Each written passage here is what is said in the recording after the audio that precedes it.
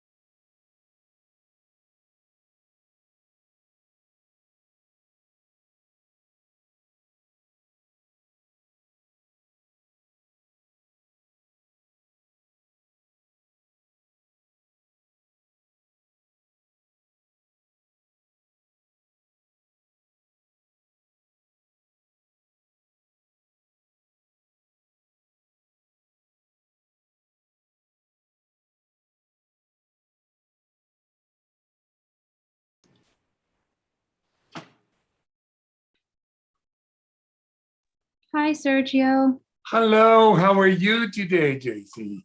How is everything? Everything is great. Thank you for joining. I am just trying to start up the Spanish line now, so bear with me for a second. No problem, no problem. You know, I have a problem. I'm always early. That is not a problem. We appreciate that. Just in case there's any technical difficulties, we can sort them out now. I know. I have a question for you in Spanish. I have a problem using redistricting in Spanish. Do you have a formal word, or should I use redistrictación? I wish I could answer the question. I am not a fluent Spanish speaker. I don't know if Dr. Pena, who is joining us tonight, if he has some feedback, but I welcome it. I would use redistrictación, okay. Which it's a difficult word in English, in Spanish, in French, or whatever. It's a tongue twister. Yeah, for sure. I would be curious to know if Gonzalo or Rodi has anything better, but I think for now we can use that. Well, I don't think they have anything better because it's a new word anyway in Spanish, and you know Spanish is so wordy but still. One more question. Sure. I interpret into Spanish regardless of the number of people, because it's going to be corrected. Perfect. Exactly, because we will be recording the entire meeting and posting it, so that in the future, if anyone wants to go back and listen to the meeting in Spanish, they have the ability to do so. That's perfect. We'll do that. And I will start the recording maybe in about 5 minutes or so. Yeah, whenever we are ready, whenever you start, you can do it. Awesome. And okay, and Mr. Pena is already here. I'm here. I was listening. I hadn't logged in yet, but I heard your question, and I was gonna suggest redistribución de distritos, and it just might be a little bit more palatable for people. That's what I thought in correct Spanish, but I just wanted to use one word, and redistrictación sounds weird in Spanish. Well, I use that. Redistribución de distritos. Perfect. That sounds much more Spanish than anything Yeah, else. it's like easier, right? Yeah. It's longer, but it's It's easier. longer, especially when all the members are going, you know, where I ask him, where's the fire? Come on, hold your fire, because they really go very fast sometimes. And but I think it came all right. It recorded fine last time. I think, And- yeah. How is my sound, folks? I realized there's a party down the street and I could hear the, do I sound like I'm, Not at all, no. Your sound, it's great. a little echo, but yeah, I but enclosed sounds- myself that's in the fine. room, so maybe I'll open the door, but let's see. Is that okay? It's less echoey, right? We can, Yes, I mean, it's yeah, we better. can hear you loud and clear. Dr. All right. I do. Thank Can you you. hear me loud and clear? Yeah, I you can. sound great, sir. I always use an external mic instead of the one for the computer, because it's always echoes, and if my door barks or my cat meows or my neighbors start jumping, then I have a problem. But so far so good. And so far we don't have anything into English. I believe everything is going to be into Spanish. And by the way, Jesse, if there is a question in Spanish, you want to hear in the background the question in Spanish for you to record it when I interpret it, correct? Correct and perfect. Thank you so much. So I've got it all. Awesome. Nailed it. You always do. Thank you, Sergio. And one last question, since we do have Dr. Pena on the line. Dr. Pena, since you will be facilitating the meeting, we do give the instructions to join the meeting in Spanish.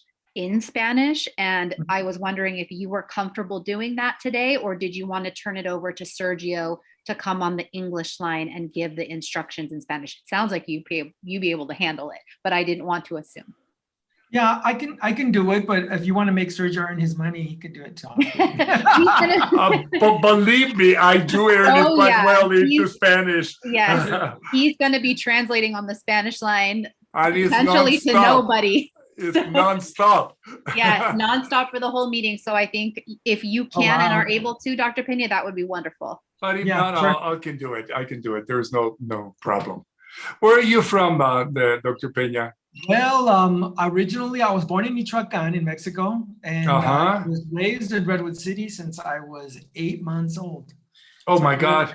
went to public school there and came back after I finished medical school, and have been working in the community ever since. Oh, okay. I love Redwood City. I've only been there once. But friend, because my upbringing was in Texas, basically all over Texas, and then my love life was in California, but basically in Southern California. So occasionally we went up to up north and visited there. I love Monterey and I love Carmel and Redwood City. So maybe one day I can go and visit you as soon as once the pandemic it's over. And I get my visa renewed. You know, my visa was expired in August 18th. And I said, oh, okay, because I didn't use it during the lockdown. So I filled everything that I had to fill and everything. And the next available appointment that I got was December the 7th. Wow. Can you believe? And I applied in June. Wow. Or maybe May. And I said, well, I think I'm going to be in lockdown, and that means not going to the States. Oh, you were recording us. Okay. It actually, it starts up automatically. And then I realized just as we were talking, people are going to watch the video and they're going to hear all of our wonderful commentary. Yeah, they shouldn't. Jesse, it was all innocent anyway, but to save people some time. Jesse, one favor, could you test? So sound check my Spanish version. Is it working? I definitely hear you through the phone on my other device now. 1, 2, 3, 4, 5. Ahora es en español. Aquí en este canal, and I will let me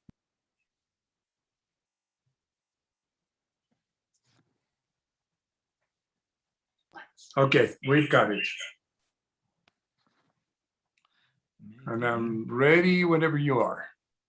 I'm trying to get on the screen here. Look, hold on here. No, I'll just get on with my regular. And I'm going to wait for a few more people to join before I start the PowerPoint for the meeting. Then we have redistricting partners who will be sharing their screen. And there is Liz Stitt. Thank you for joining us. Yeah, of course. I'm so excited to be here with you guys. Awesome. And do you want to let me make sure that you are able to share your screen? Yeah, that would be Just very quickly to test it. We had issues with that last time. I just want to make sure you're able to do that. excellent. Okay, it looks like I can. So let me just quickly pull up my presentation and make sure it looks okay.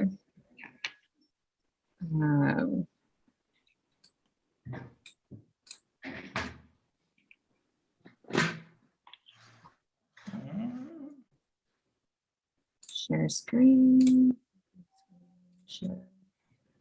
So can you see that? Yep, that works great. Okay, Thank you. perfect. Thank you so much. Excellent.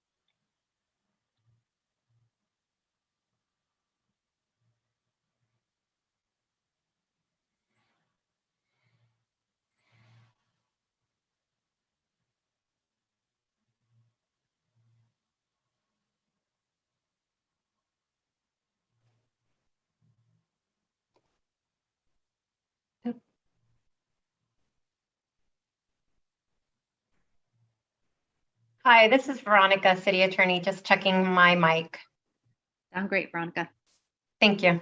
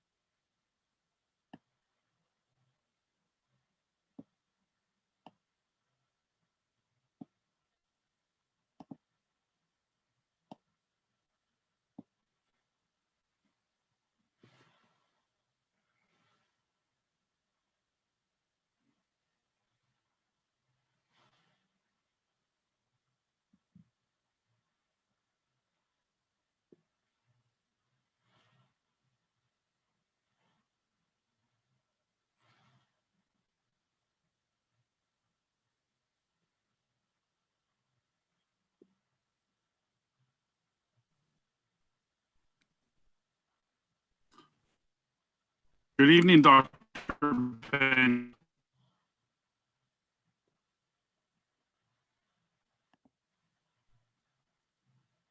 Sorry, Alex, you froze for a sec. Am I still there right now? Can you guys hear me or am I still freezing? You're good now. Okay, great. Good evening. I just was saying good evening, Dr. Pena. I know you'll be facilitating this meeting today, and I know we're at about 6:01. You know, whenever you want to start, we should be ready to roll. Okay, let's get started. Thank you. Good evening. Thanks everybody for tuning in to our District 2 Redistricting Workshop hosted by the Advisory Redistricting Committee and the Redwood City staff. Attending tonight's meeting via teleconference are committee members Chaudhry, Gasparini, and myself, committee member Peña. City staff and staff from the city's redistricting consultant, redistricting partners are also participating via teleconference. This meeting is being streamed live on the city's YouTube channel, and a recording will be posted following this workshop. We're offering Spanish translation for all the ARC meetings and workshops through a dial-in conference line.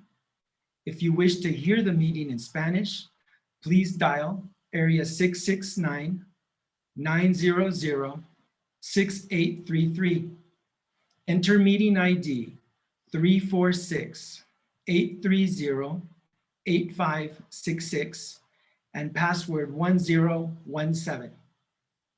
Again, the phone number is 669-900-6833, meeting ID 346-830-8566, and the password 1017.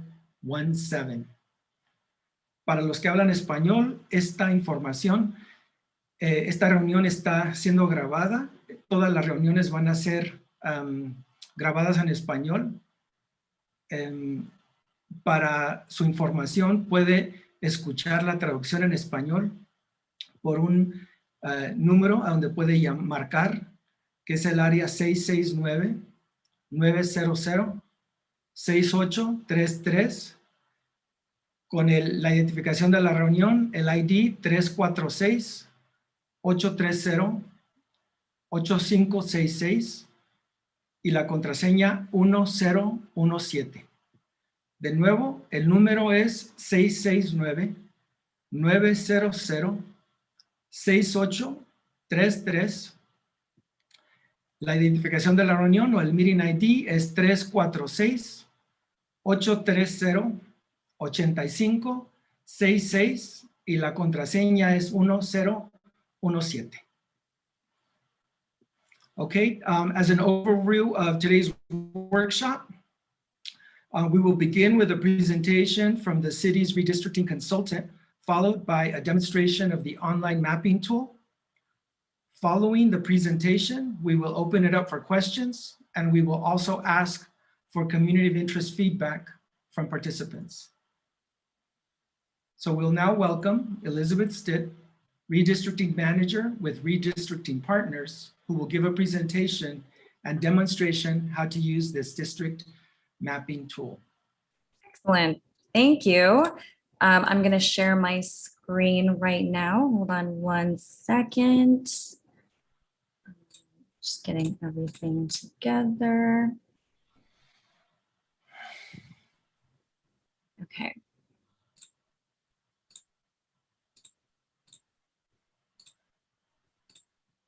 So you should see my desktop. Mhm. And you should see the presentation. Is that right? Yes. Perfect. Okay. Welcome to Redwood City's 2001 Redistricting Community Outreach Workshop. Really happy to be here with you all. My name's Liz. I will be taking you through the initial redistricting program. So this is the agenda for tonight. We will go over redistricting basics, the advisory redistricting committee, what they are, what they do, traditional redistricting principles, communities of interest, why they're so important, and hopefully we can talk about some of your community of interest. The mapping tool, District R, we will go over how to use that as well. And then we'll hopefully get some feedback from community members and end it with the public hearing schedule. So let's get into it. What is redistricting? Why is it important? So redistricting is the process of adjusting district lines every 10 years after the release of the US Census. Folks are more familiar with this happening at the federal level, so congressional seats, or at the legislative level, so assembly and Senate seats, but it absolutely has to happen at the local level as well. So cities and counties and special districts have to go through this rebalancing of districts every 10 years as well. So Redwood City also must go through this process once again. And beyond creating districts of equal population, redistricting also serves as a way to empower local communities and preserve voting rights. So it's a very important part of our democracy. And this is our advisory redistricting committee, otherwise known as the RAC. So this committee assists in conducting community outreach and identifying communities of interest. It's an 11-member committee. And as you can see, each district is represented by one commissioner or one committee member rather. And sorry, my Zoom is in my way. And their goal in this process, it's to conduct community outreach hearings like the one tonight, also identify communities of interest from the public input, draw new city council maps from the community input that we receive, and then finally they will recommend a map or multiple maps to the city council, and the city council will be the final say yes or no on these new maps. And let's get into the traditional redistricting principles that we will be using throughout the process. These have been established either through law or upheld in courts. I'm going to go through this pretty quickly because I know that Veronica will go more in depth on these. So I'll just touch on this a little bit, but focus on communities of interest. So these are here to prevent gerrymanders, make this a fair and transparent process. This here is a ranked list of criteria according to the Fair Maps Act. So the first one is relatively equal in size. Each district has to be relatively equal. Each district has to be contiguous. Basically, that means that you can draw it with one line. Maintain communities of interest. So just real quick, a definition of community interest is it's a neighborhood, community, or a group of people who have common policy concerns and would benefit from being maintained in a single district. Next would be follow city, county, local government lines when practicable. And then finally, keep districts compact in appearance and function.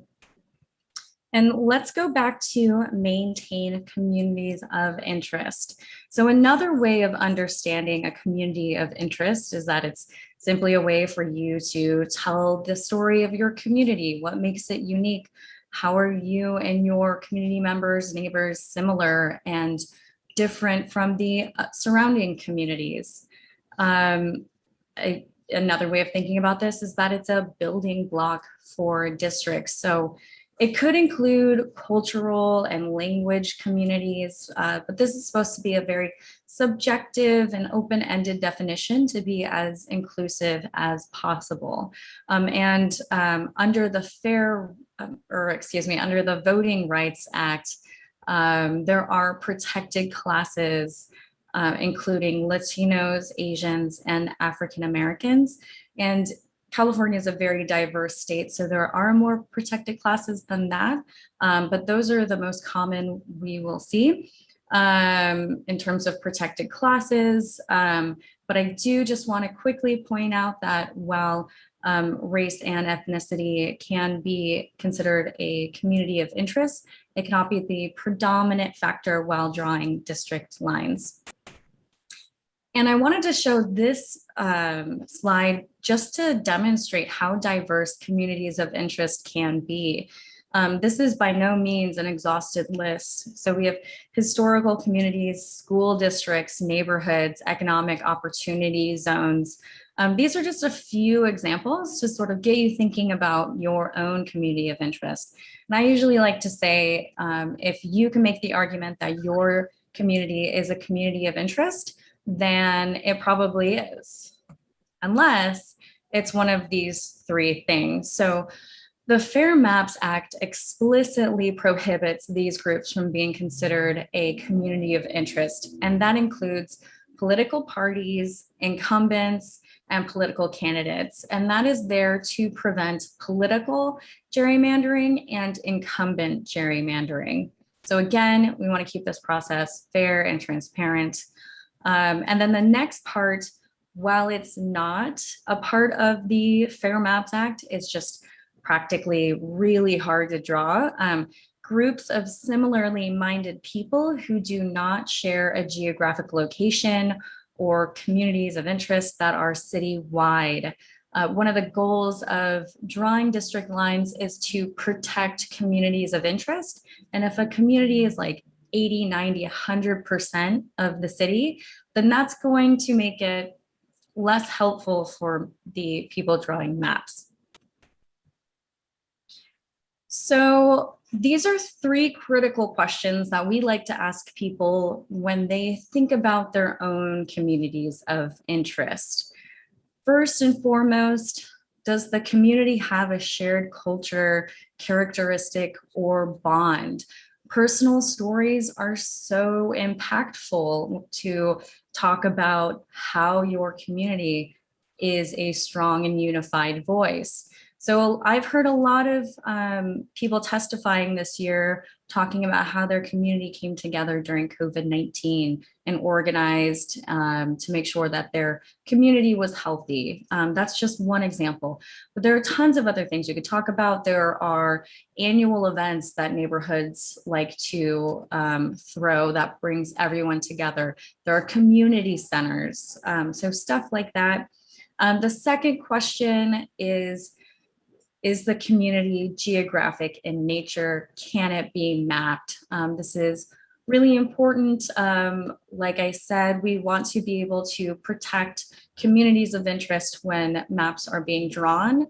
So we want to make sure that we're not diluting the voice and power of particular communities. And then finally, how would you describe your community's relationship with Redwood City, and how is it affected by the policy decisions made by the City Council? And we'll next get into how you can give your own testimony, and we really hope that you do. So first and foremost, the COI form, COI. You can look this up on Redwood City's redistricting website right now, and I'll have a link at the very end of this presentation to the website. It's super handy. It will ask you step-by-step questions of everything that we need to know, and then you submit it at the end, and that will become public record and will help us. Next, map submissions. These are incredibly helpful. There are two maps that we are looking for from the public. First is community of interest, and we are accepting those maps right now. Next is district plans based on the 2020 data, and we don't expect the full 2020 data to be released until about September 23rd. You see District R. Here we go. District R is the software that we will be using to draw maps. So you can go on districtr.org/tag/redwood_city and start drawing. So I'm going to stop sharing this screen and share my other screen so we can go through a quick demonstration on how to use District R. Let me pull that up.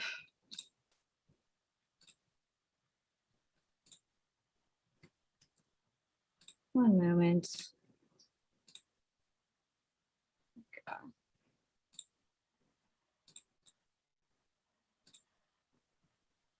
Share screen. Okay. So this is what the website looks like.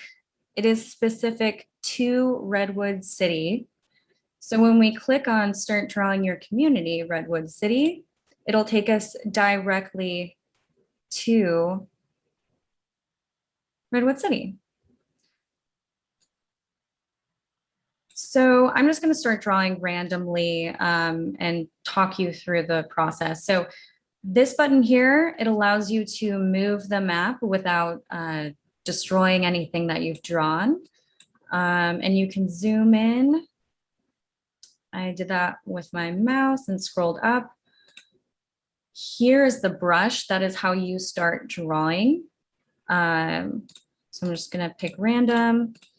These are census blocks, and you won't be able to cut those. Legally, we can't. You can change the brush size as well, so you can make it really big and do a whole bunch at the same time.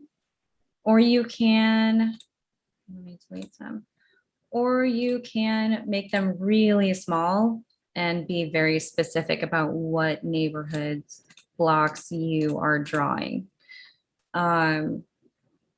Same goes for erasers. So you can get really specific on what you are erasing, or you can do a whole bunch at the same time.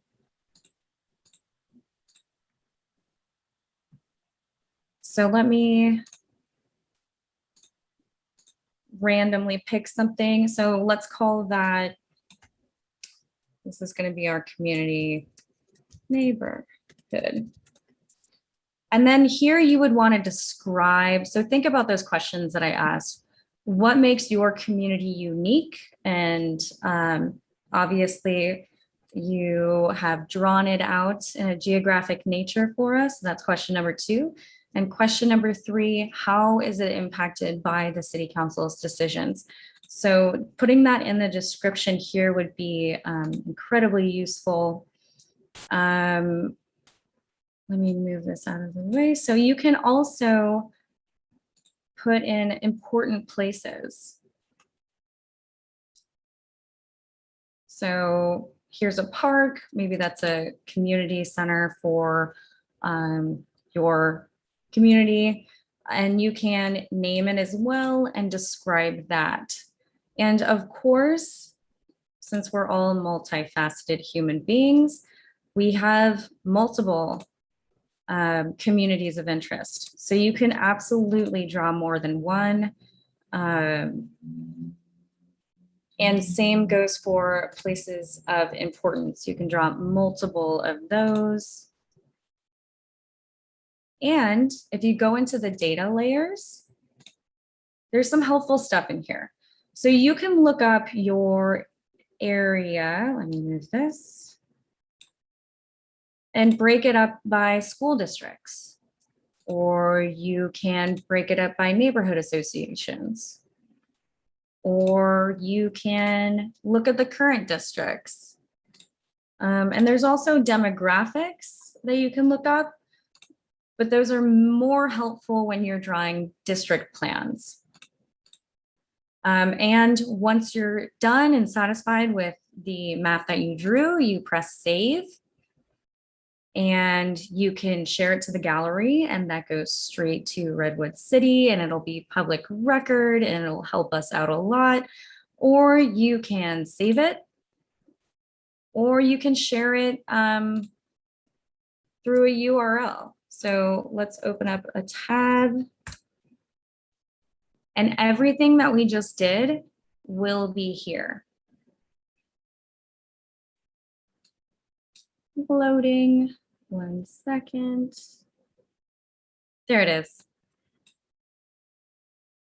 So everything we wrote and all the important places are there. So that's District R. Let me go back to the presentation real fast.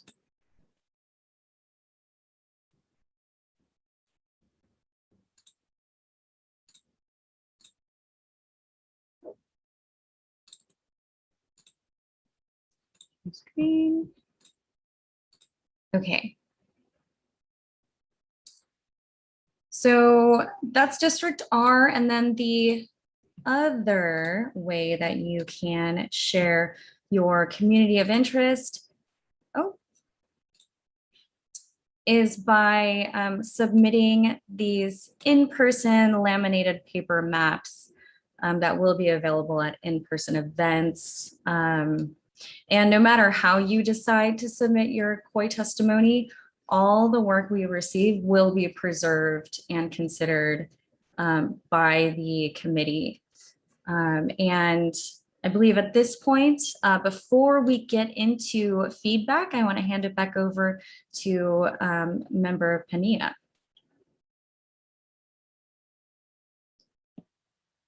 Thank you. Thanks for the presentation, Liz. Now, before we start receiving feedback regarding the communities of interest, our city attorney, Veronica Ramirez, will provide a brief overview of the redistricting law and the criteria that we're obligated to follow in this process. Veronica?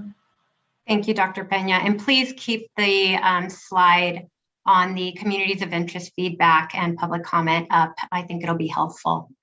So I'm City Attorney of Redwood City, Veronica Ramirez. My role and the City Attorney's role in this redistricting process is to provide legal advice to the city and to this committee as we go through the process. I would like to take this opportunity to discuss several of the important laws and legal principles, and in some instances, just reiterate what Ms. Stitt said during the presentation. The first of the principles is the equal population principle. And that is that districts must contain, as much as possible, equal portions of the total population of the city. And that's the population as a whole, not voters, but people present within the city, which is why the US Census counts so much and why we care about those numbers. The second principle is the US Constitution's Equal Protection Clause. The US Supreme Court has held that race cannot be the predominant factor in drawing district lines. And so we must keep that in our minds as we're talking about what our redistricting should look like, what each district boundary should look like. Third is the Voting Rights Act of 1965. And the Voting Rights Act prohibits voting practices or cities from creating voting practices, which result in a denial or a limitation of the right to vote on account of race, color, or language minority status. So we also want to keep that in mind as we're drawing districts. And then the final is really gets to the public testimony that Ms. Stitt was speaking to, and that is the traditional redistricting criteria. Federal and state law have established several traditional redistricting criteria, all of which must be considered to the extent feasible when drawing district lines. They were contiguity, all parts of a district should connect, compactness, districts should be geographically compact, existing boundaries, the districts should utilize boundaries such as geographic, street, and political boundaries. And then the final one being communities of interest. Districts should preserve neighborhoods and communities of people sharing common interests. Now, communities of interest is the most subjective and controversial of the redistricting criteria. The concept of the communities of interest is that you want to protect communities, draw boundaries in a manner that preserves communities that share common interests, and that should be included within a single district for purposes of their effective and fair representation. There are many types of common interests that may identify a community of interest. And I know Ms. Stitt had a list in her presentation, but just some examples again, housing patterns, urban, rural, or suburban, a common culture or language, the neighborhood association, or location of cultural, religious, or educational institutions, location of geographic boundaries or features such as parks, the bay, creeks, mountains, or freeways, public services like public schools and public transit. Now, with all of this in mind, I turn it over to Committee Member Peña. Thank you so much for allowing me to just flesh out the laws that we're looking at as we're considering what districts and what redistricting looks like here in Redwood City. Thank you. Yes. So the public's input is crucial to the success of our work here. And so with this in mind, I will now ask Liz with the redistricting partners to assist us in facilitating the community of interest feedback from meeting participants. So Yeah. Liz. Great. So we are hoping that everyone joining us today can give us a little feedback on their own communities. So let's take a moment to go around Zoom, quickly get some feedback on 2 questions on the screen. We will be taking notes so that when we enter the feedback into our records, we'll be able to use it in our redistricting initiative. So first of all, what are the common interests in your community? What binds your community together or creates a shared identity? And second, where is your community? What are the cross streets and or landmarks in your neighborhood? For example, intersections, roads, railroad tracks, bodies of water. So if anyone is wanting to share, feel free to raise your hand.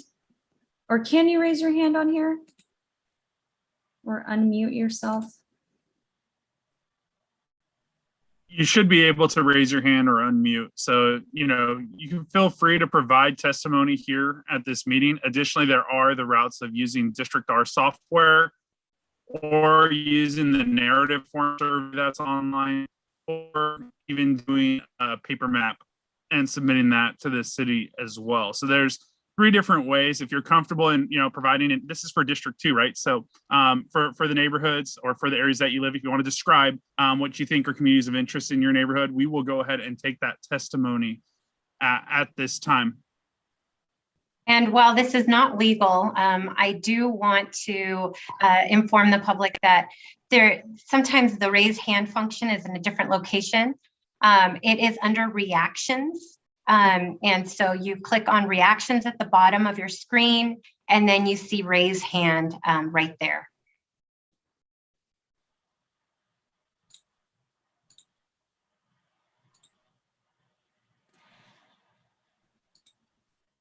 So I think if you want to participate and provide any type of testimony, now would be the time. If you want to unmute yourself or raise your hand.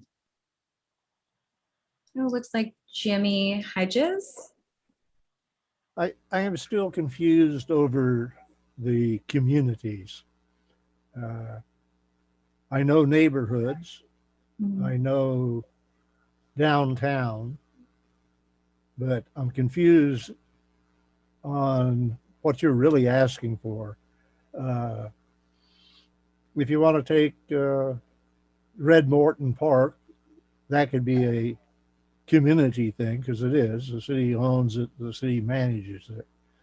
But if you want to take District 2, which is composed of 3 different neighborhoods, of which we probably have very little in common between the 3 neighborhoods.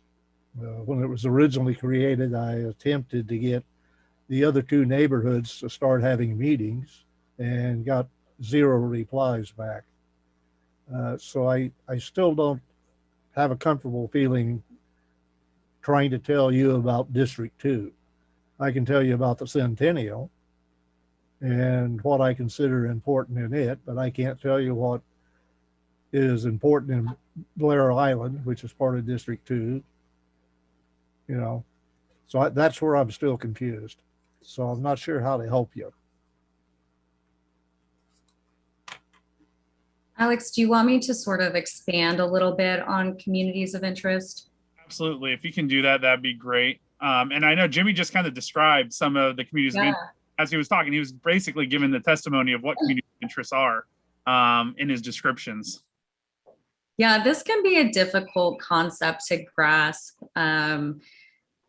Basically, we want to make sure that a group of people who are like-minded and have similar policy concerns, that we don't split them up to dilute their voices. We want to try our best to keep them together. So, for example, rural districts, right? Rural areas, they're going to have different policy concerns than people in an urban setting. So they're likely dealing with lack of broadband access, potentially lack of clean drinking water, stuff like that. So their voice and representation will be different than those in urban areas who will be dealing with different policy concerns. So does that sort of help?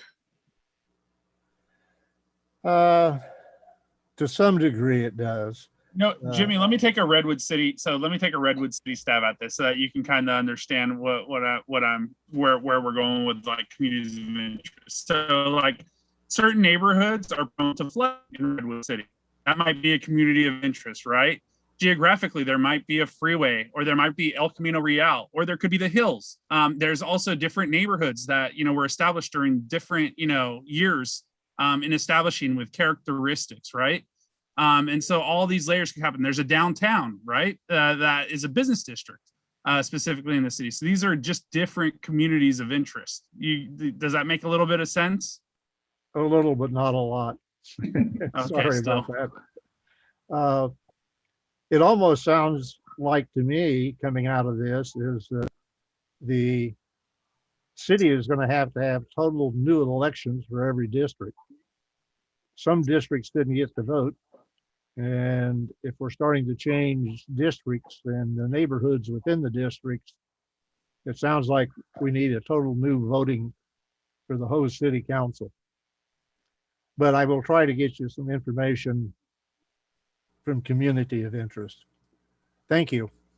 Well, you are always invited to come back to future meetings, or you can go online and fill out your testimony as well. And it looks like Marceline, did I say your name correctly? Yes, perfect, Elizabeth. Thank you. And I am in the similar page as Jimmy. I think this is very generic and kind of broad about the public's feedback. My understanding is that for me, the community of interest will be and continue to be the underserved communities in our city, which is exactly how we find ourselves with district elections because of the legal action brought to the city in 2018, because we were diluting the minority vote. So I understand race is not an issue, as the city attorney mentioned earlier, but in our city, we have been neglecting our communities of color by voting at large in the past. So it is hard, as Jimmy said, to pinpoint a community of interest. I don't think it should just come down to a freeway, a park, a body of water, like Alex mentioned. You know, we all might live in a certain neighborhood and have completely different interests, completely different needs from the city based on our beliefs, our personal beliefs. So I think it does need to get a little bit more specific instead of having it kind of a broader, generic community of interest definition. Can I chime in here, Marceline? Yeah. Thanks for your comment.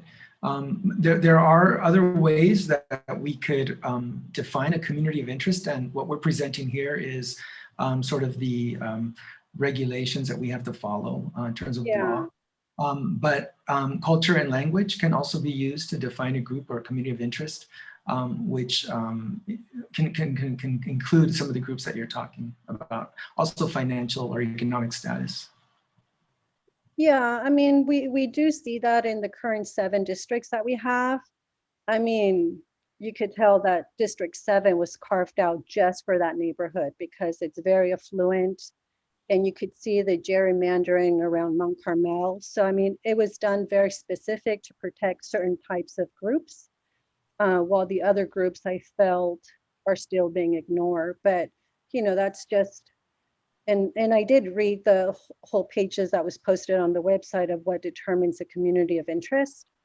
So, you know, it's still, I mean, you just alone this meeting, the fact that there's only 16 of us, and the majority of the people here are, you know, commissioners or public city employees. We need to do a better job to get this information out to the community. I know the number that was listed to dial in. I tried that number 3 times and I could not get through. It kept saying it was invalid. Not only until I zoom in on my computer that I was able to access this meeting. So just some feedback on stuff. Thank you. Thank you.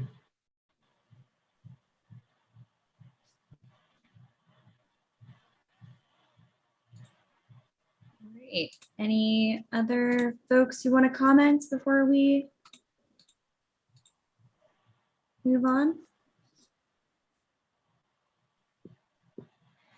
I think, Liz, just one piece is that we are having outreach, so we're having one in each of the districts. So there's 7, and then there's one just solely in Spanish. And then in addition, the goal is just with our communications platform. Not only are we doing the print newsletter that'll be going to every single household in the city, but also going into ethnic newspapers, local newspapers with the maps to give people the opportunity to go ahead and draw maps. Right now, we're in the community of interest testimony kind of process in our redistricting process. But once the census data comes out, and this is very different than previously because it's coming out so late, the census data, we were hoping that we get the numbers for the updated census that we can then put into the software or into the maps for people then to draw their own maps as to what they think are appropriate, potential districts to present as public record to the advisory redistricting committee. And so there's going to be plenty of opportunity. I think there's going to be 17 public opportunities in person, but then anyone who wants to do and submit as many maps as they want, they can go ahead and do that. And it will be considered and it will be part of the public record. And so we're going to do our best to really engage and do outreach, just even for this meeting, really hitting all our platforms, reaching out to all our stakeholders. And if you think there are other places that we should be engaging, I'm happy to hear the suggestions and see what we can do, because we want to make sure that every voice is heard in our community and at least given the opportunity. But it will take, our residents to engage with us as well. And so I know that we are committed as a city staff and as a city to really try to get all voices, whoever would like to participate, can participate. And I think, Liz, I'll be honest with you, you really went fast through the District R, and I wonder if we can just go through it a little bit more slowly as to how, you work through that software. For everybody, even with the clicks, you're going really quickly through that, but I wonder if there isn't any more testimony. So first I want to make sure that we get testimony from the public, but additionally, I think it's well worth it for us to really just spend a little bit more time for the community to really understand how to use the District R software and really slow it down a little bit and really, be able to show how you are, you're pressing the buttons and whatnot. Because it is all very new for all of us. Sure, absolutely. But let's first see if anyone has any more testimony, I guess.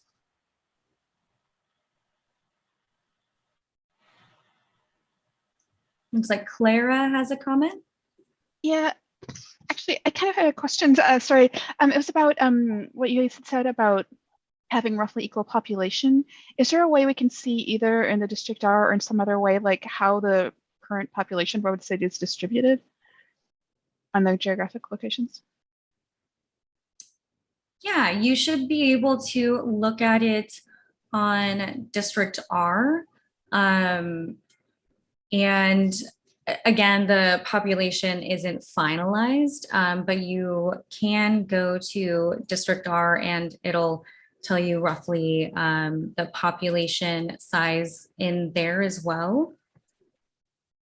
Go ahead and just show the group maybe how that works, because I think that'd be really helpful for people Sure. to see.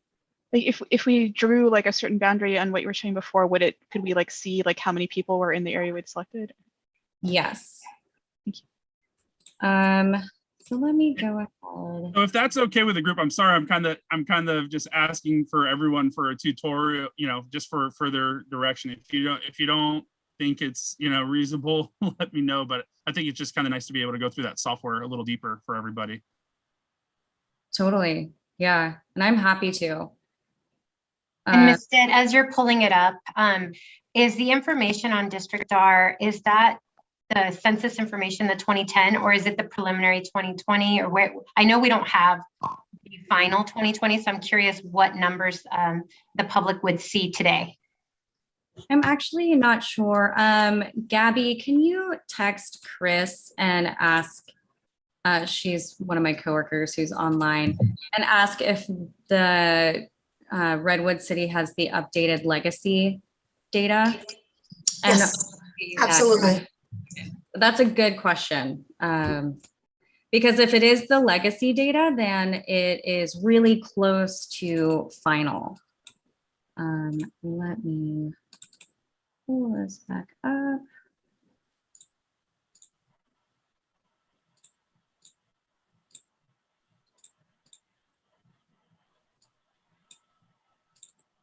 Sorry, I'm having issues with Zoom right now. Get it to work in a second.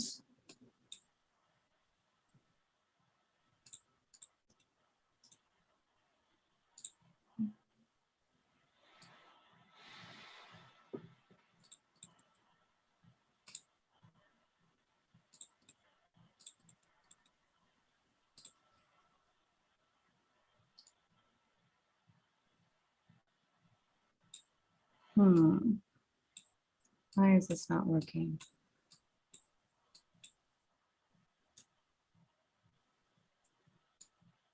I'm sorry. I don't know why I'm having technical difficulties. I'm a millennial. I should know how to use this. I have the ability to share, right? I was sharing earlier. So why can't I go back to that? I do believe that you're sharing right now. I think we see your desktop, so you might want to stop sharing and reshare. Thank you so much. I have two screens. I appreciate that. Share. Okay. So you should see my desktop right now with the city of San Mateo, or I'm sorry, Redwood City. And this is what we drew earlier. Let me go ahead and delete all of this. And Liz, if I could chime in really quickly, we're working on updating the District R with the legacy data. So that should be up very shortly, and we will let you all know when that is up to date. Perfect. Thank you, Gabby. Okay, so let me go through this a little bit slower, and hopefully this will help you guys start the process on your own. Let's go ahead and go into data layers and click neighborhood association. Neighborhoods tend to be a good way for folks to orient themselves around where they want to draw and where their communities are. Neighborhoods itself is considered a community of interest. In the Fair Maps Act, we are required to try to split few neighborhoods as possible. So let's say we're going to draw Palm, the neighborhoods of Palm and Redwood Oaks together. So what we're going to do is click on the brush here and start joining those together. And we can, since it's going to take forever, we can increase the size of the brush to sort of help the process go a little bit quicker.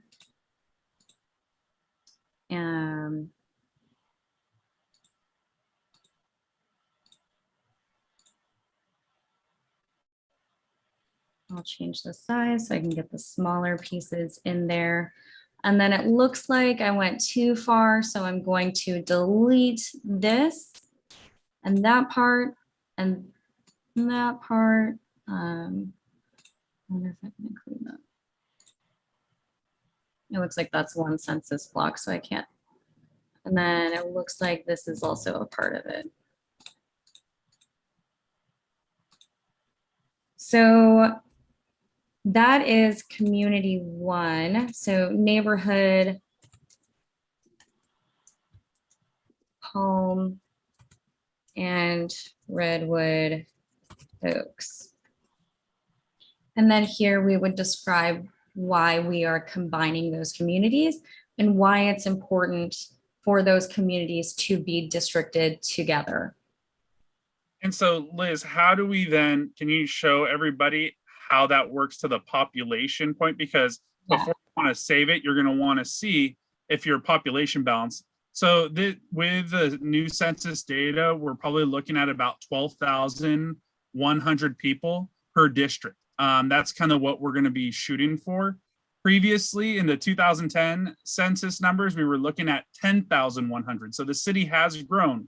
And so that is something we have to consider. And between your smallest district and your largest district, you can't have a deviation of more than 10%.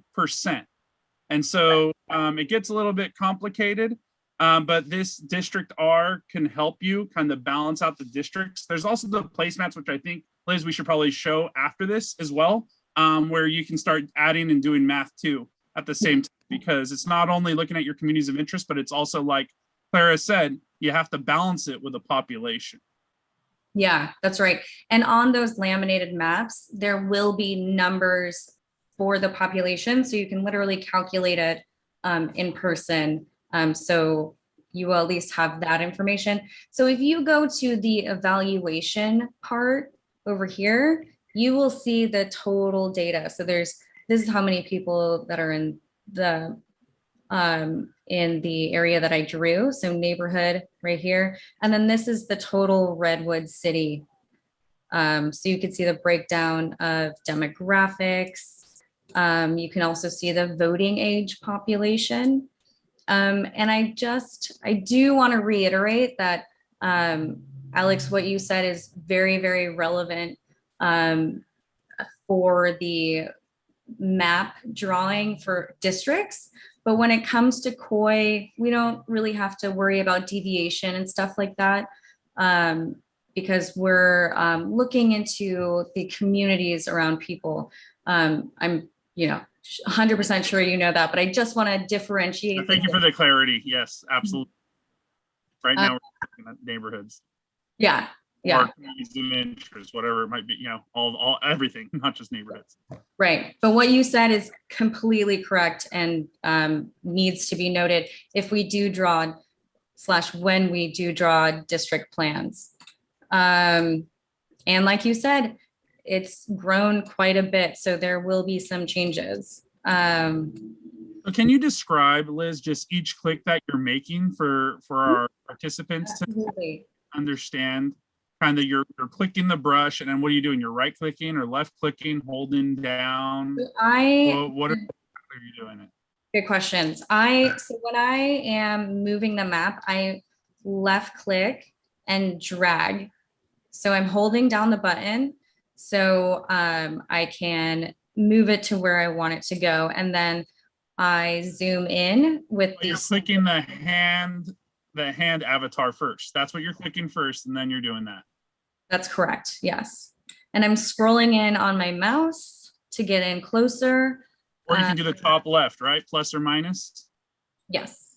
All right. And then let's say we want to draw another community of interest, let's say downtown. And again, you press the plus button, you'll get a different color each time, and that will signify different communities of interest. So again, I'm going to make this brush larger. So I just hold it down, pull it all the way over to a size that is more helpful, and try to get as much as I can. Again, if you go over, you can always go back and delete it. So I'm going to go in and delete the things that I want to get rid of. Looks like. And how are you doing that? Can you just say exactly how you're deleting? Absolutely. So I go up to the eraser and I wanted to make it more specific. So I go all the way down to eraser size 1. And I want to get rid of the blocks. It looks like these blocks are all partly in. So that would be, you can either leave it in or leave it out.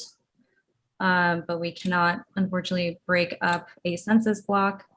And I'm going to delete just by clicking on it, the census blocks that are outside of the downtown area. And I'm going back to the hand, adjusting it so I can see if that looks good to me. And then I would describe the community again here. And if there are any important places in downtown, again, I'm scrolling in. If there are any important places, like maybe the Fox Theater, like maybe a place where you work, a community center, I would describe it here. So culture, and then why it's important to the community. And literally you can do as many as you want. Again, you just click new, and then you place it again. And it automatically takes you back to the hand. So you can move it around and scroll back.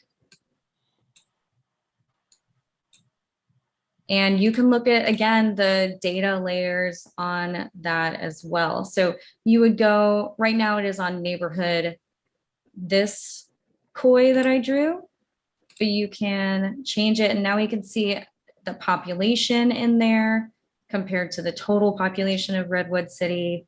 You have the demographics broken down. And again, here's the citizen voting age population, a different level of data that we use while drawing maps. And of course, you can also draw it by school district. So I did that by going into data layers, pulling down boundaries, and pulling up school districts.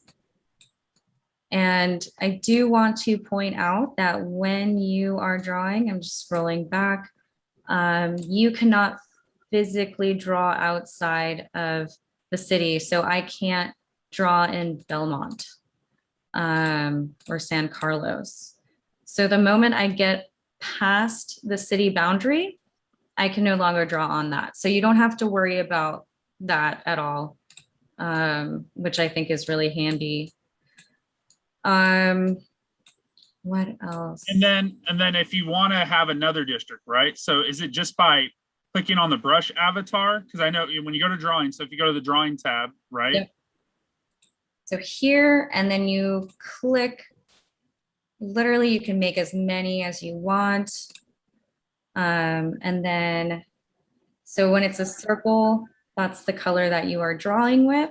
And we can go back and forth, right? So if you want to add on to the blue or the blue koi,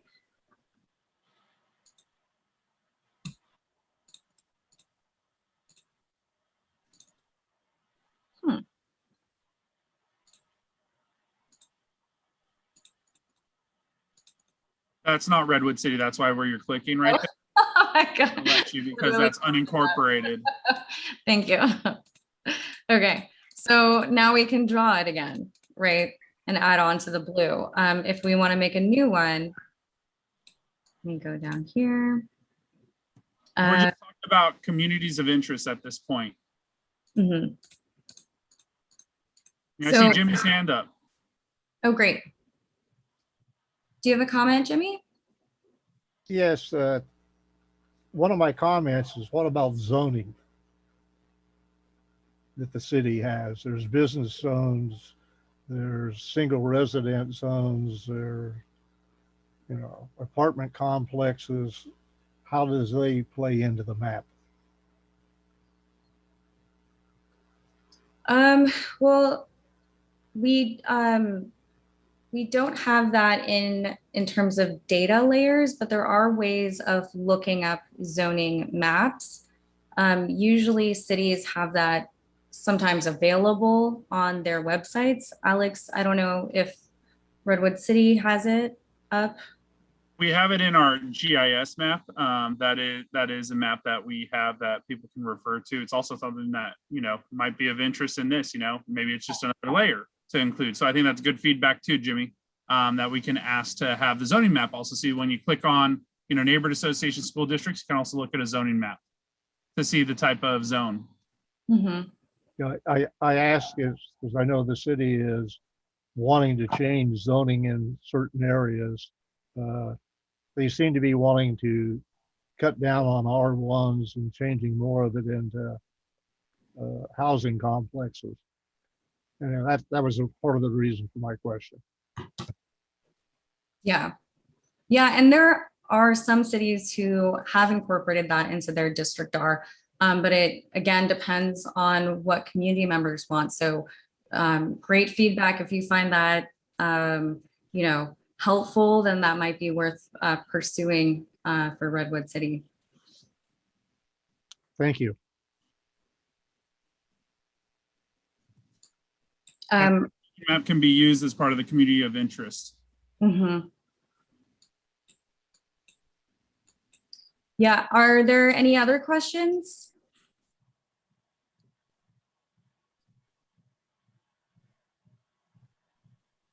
Alex, is that more helpful? I think that's worthwhile for that tutorial. I'd ask participants, I'm just trying to, Yeah. anticipate, it's going to be, well, I see a clap from Jimmy.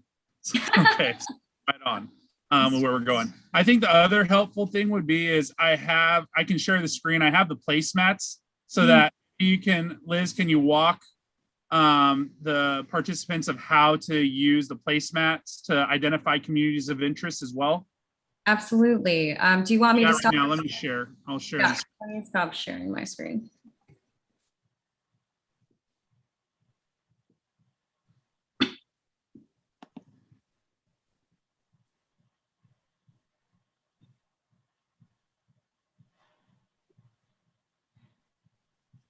And just tell me if you need me to scroll, Liz. Okay, so as you can see, this will be available in person. Can you scroll down a little bit?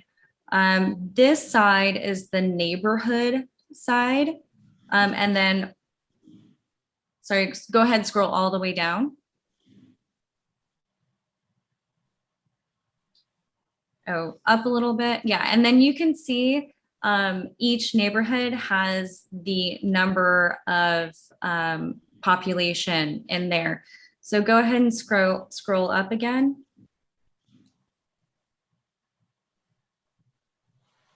So each district, each neighborhood rather, is color coded to sort of help you see, differences between each other. And what we're hoping for is, especially once you start drawing district plans, that you'll be able to draw plans that are relatively equal in size, and you'll be able to see where your neighborhood is. And go ahead and scroll down. You can put in your community name, your contact information, and then you can describe what those communities are like as well. So there is a portion for you to describe that. And then you see on this one, it breaks it down by 7 districts. So you will be able to draw district plans here.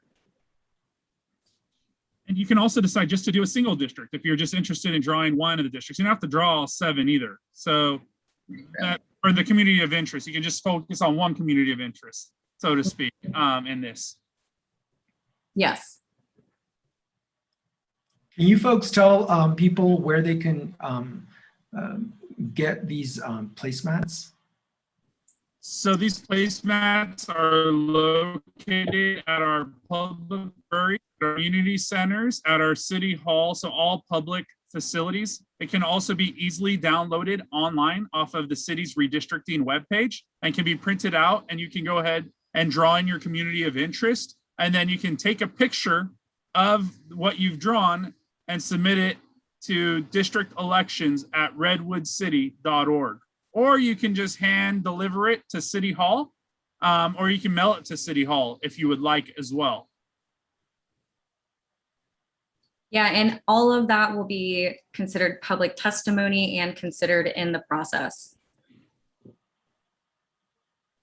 If I could jump in here also, I think one thing to mention is you don't always have to use these maps. You can use your own map, or we like to say you could even use a napkin. That is also community of interest. So whatever makes sense to you to draw, you can email, and like Alex said, deliver it or mail it to City Hall. There's also the option to just provide narrative input on communities of interest, and those prompts that you saw earlier today that we asked about feedback, you can also just write in what you think might be an area of community of interest, or describe that community of interest and submit as well if you don't want to draw.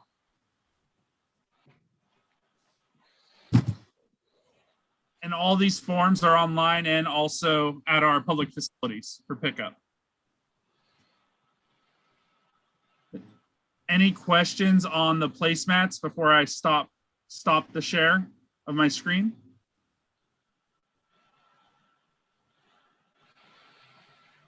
I just did want to point out for the public that there are text updates, as you can see on one of the placemats, if you wanted to subscribe to 474747 by typing in the word redistrict, and you can receive texting updates about the whole process.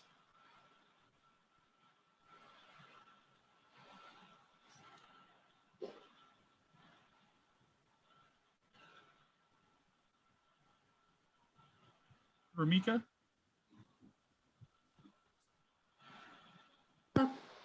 Kind of like a suggestion, maybe Elizabeth, if you have time, do you think it would be good if you can show people, community members how they can draw on this? Maybe I don't know if there are any tools in Zoom that you can use. And also, my second question is that when you're going to be updating the legacy data on District R, will you also be updating these numbers that are shown on this map here? Yeah, once we get the final data numbers, so we're expecting the numbers to be finalized mid-September. I believe we are working on getting the legacy data up, and yes, of course. Once we have final data, we will be updating this map as well to make sure that the numbers are the same.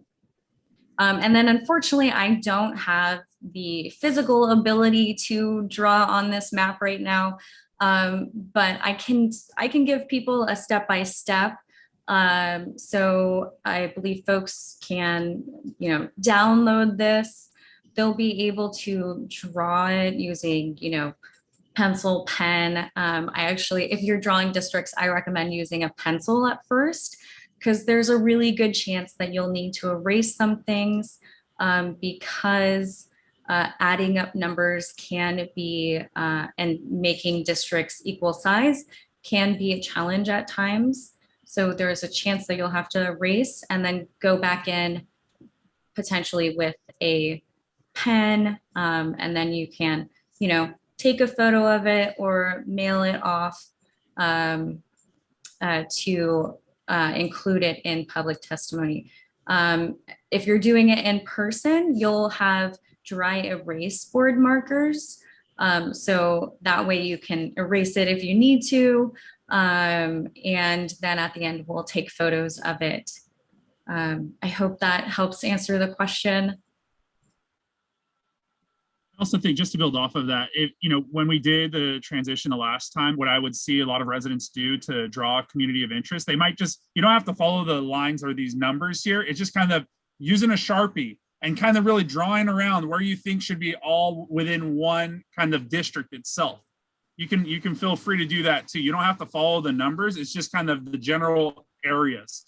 That really helps out with identifying the community of interest that would provide input as the advisory redistricting committee as we transition to the mapping portion of the redistricting process. And that'll most likely happen in late September into October, actually, and in early November at that point. Right now, it's just kind of, hey, where are those areas in the city that you think need to be in one single district or or a community of interest? I mean, I keep going back and forth, and I apologize because we get so used to saying district, but really what we're looking for at this point in the process is a community of interest. What be intact as a group, identified group or area.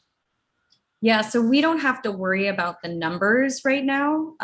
If we're just talking about COI testimony, those numbers really should be meaningless. If you want to scroll up, Alex, it's probably the neighborhoods that are most helpful at this point for COI testimony. So we can see the breakdown of the different neighborhoods and the different roads. So we're not as concerned about making, what you're drawing equal in size. We're more concerned about making sure that those voices aren't diluted in the map drawing process.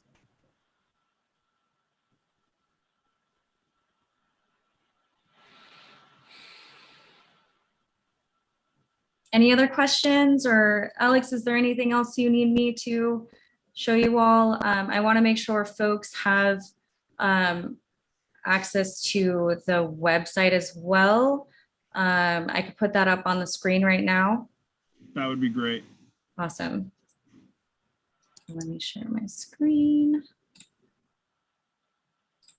And while Liz is putting that up on the screen, please, if you can help us be ambassadors, those who have attended the meeting today, please tell your friends, tell family members, fill out a community of interest form, go on District R, tell your networks.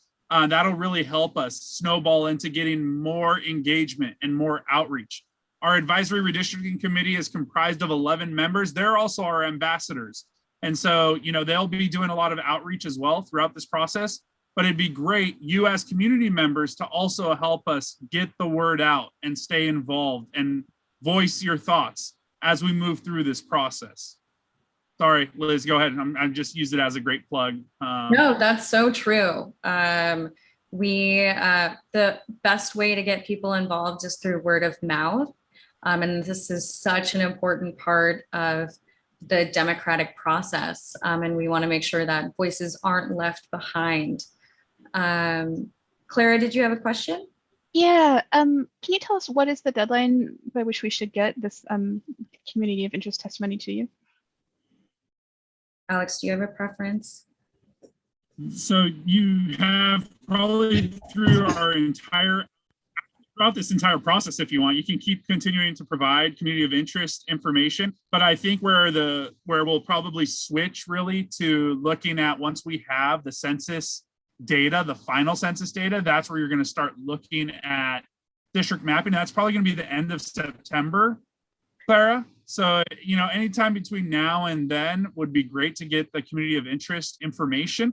And then it would then morph into then the districting process and really looking at the map with the updated data.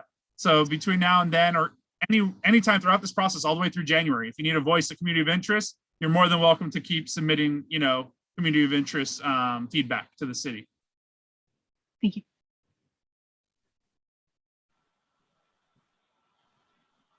Yeah, and everything will be on the website. So it is redwoodcity.org/redistricting. So that is where you can fill out COI forms. That is where you can find District R. This is being recorded today, so you'll be able to go back, rewatch it if you want. And you'll see the schedule on there for future events. So everything about redistricting for Redwood City will be in that spot. And it is by law, everything has to be up for 10 years. So that will be there for public record going into the next census. What we are also working on is just a training video. So guiding you on both kind of what we just went over. So just a quick guide. So if you're one-on-one on your own and need to have a reference of how to use District R or the Placemats, we'll be working on having short videos, tutorials for the public as well to make it really easy in case you forget anything along the way, because it's a lot of information all at once at the same time. So I just want to make it very convenient. So we're working on getting those videos up as well. You want to go to the schedule, Liz? Oh, sure. Yeah. So here's the schedule. Obviously, today is the very first one. Each district will have a scheduled outreach hearing. So today was scheduled for District 2. September 1st will be District 1, etc. And then it'll be probably around, I would guess by October, we'll have some draft maps as well. But I do want to reiterate the fact that if you are not from these districts, you are still invited to these hearings. So if you want to come back to the hearing on September 18th, you don't have to be from District 4.